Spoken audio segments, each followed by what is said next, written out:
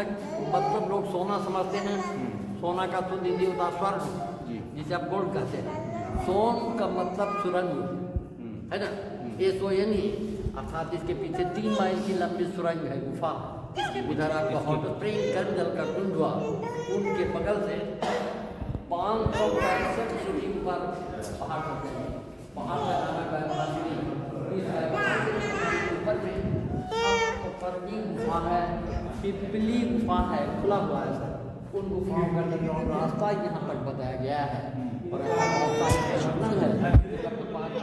वहाँ पर निर्माण कुशीनगर में हुआ। उनके मृत्यु के 3 महीना बाद 500 भिक्षुओं का प्रथम बौद्ध महासमिति सभा राजगिरी सप्तपर्णी गुफा के भीतर हुई और बौद्धों की 3 धार्मिक पुस्तकें लिखी गई, शुद्ध पिटक, विनय पिटक और अभिधम, मतलब त्रिपिटक। लेकिन बुजुर्गों ने ऐसा कहानी बना दिया है कि 2600 पूर्व मगध का राजा बिंबिसार थे, राजा बिंबिसार का खजाना छिपा हुआ है। इस गुफा को भारतीय पुरातत्व सर्वेक्षण वालों ने 1700 वर्ष प्राचीन प्रमाणित किए हैं और बिंबिसार का जन्म 2600 पूर्व हुआ है। जो व्यक्ति 900 वर्ष पहले स्क्वायर कर चुके हैं, तो फिर उनका खजाना कहाँ था?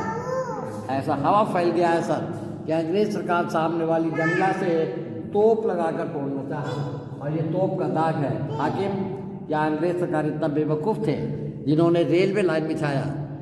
बॉम्बे जाने के लिए 7 पहाड़ काट कर रेलवे लाइन बनाया, गया से कोडरमा के लिए 3 पहाड़ काट कर रेलवे लाइन बनाया। तो क्या फिर अंग्रेज सरकार से काटना दुर्लभ था? इसे जो लोग तोप का दाग मान रहे हैं, ये कैंडल का दाग है। अभी जाड़ा का दिन है और दलाई लामा जी बोध गया में पधारे हुए हैं, तो बुद्धिस्ट लोग जो आते हैं ये मोमबत्ती कैंडल वगैरह जला करके पूजा करते हैं। ये कैंडल का दाग है। कि लोगों का कहना है कि दरवाज़ा खुलने का एक तरीका लिपि है, मंत्र है।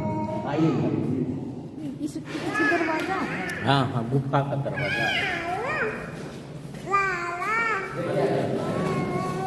इसी लिपि के बारे में बुजुर्गों ने ऐसा हवा फैला दिया है कि लिपि जो विद्वान पढ़ेंगे तो वो दरवाज़ा आप पे आप खुल जाएगी। लेकिन हम लोग पढ़े लिखे व्यक्ति हैं, जब गौर से देखिए कि दरवाज़ा है ही नहीं है, तो फिर खोलने का सवाल कहाँ उठता है सर? ये शंख लिपि है। इसमें कुछ अल्फ़ाबेट्स ऐसे हैं जो कि शंख आकार का मिल रहा है। तो प्राचीन ज़माने में जितनी पुस्तकें होती थी, महीना वहाँ चलता रहा, तो वहाँ की पुस्तकालय जो थी, रत्न दधी, रत्न रंजन और रत्न सागर, ये तो जल गई। उन भाषाओं में शंख लिपि का आज तक कोई पढ़ाई हुआ नहीं। तो आखिर ये है क्या? इन 2 गुफाओं का क्लियर एविडेंस भारत सरकार को बाहर वाली लिपि से मिली है। बाहर वाली लिपि पढ़ी जा चुकी है और बाहर वाली लिपि से प्रमाणिकता मिल गई है सर कि कब की गुफा है, किसने बनाया और किस उद्देश्य से बनाया गया है। भारत सरकार द्वारा पढ़ा जा चुका है।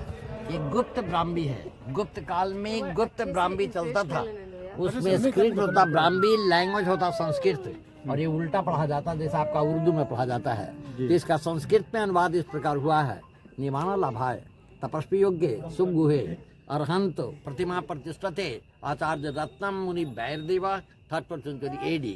अरहंत का अर्थ होता है तीर्थंकर, और 3rd सेंचुरी AD का मतलब है आफ्टर क्राइस्ट। 1700 पूर्व जैन मुनि भैरव देव साधना, मुक्ति, परिनिर्वाण एवं जैन धर्म प्रचार के उद्देश्य से ये पहाड़ काट कर 2 गुफा बनवाए और यहाँ के पत्थरों पर जैन तीर्थंकरों का मूर्ति खुदाए। तो इस लिपि से आर्कियोलॉजिकल सर्वे करने वालों ने क्लियर कर दिया सर कि इसके पीछे खजाना वगैरह कुछ नहीं है। ये गुफाओं का भंडार है, जैन साधुओं का साधना का जगह है, मेडिटेशन का जगह है। अब जैसे यहाँ पर देखिए, तो इसमें तीर्थंकर भगवान पारसनाथ का प्रतिमा, इनके माथे को 7 सर्पों का फन था। मुस्लिम पीरियड में बख्तियार खिलजी ने नष्ट किया। गुफा के बाहरी भाग पर बारंडा थी। ये बारंडा 1934 के बिहार भूकंप में टूट गया। उसी भूकंप में इसके बगल वाली गुफा नष्ट हो गई और वहाँ भी 3-4 इसी प्रकार जैन मूर्तियाँ हैं।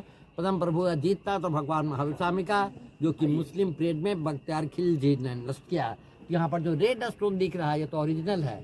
ये सब देखें, ईंट वगैरह जो दिख रहा है सर, इसके ऊपर चूना सुखरी का जो प्लास्टर है, ये सब भूकंप के बाद भारत सरकार ने प्रोटेक्शन, सुरक्षा के दृष्टिकोण से दिया है। That's all। अब किसी तरह का कोई डाउट है तो आप पूछ सकते हैं। उसमें नौकरी का कोई दिक्कत नहीं था। टीचिंग लाइन में मिलता था 200 रुपया का महीना।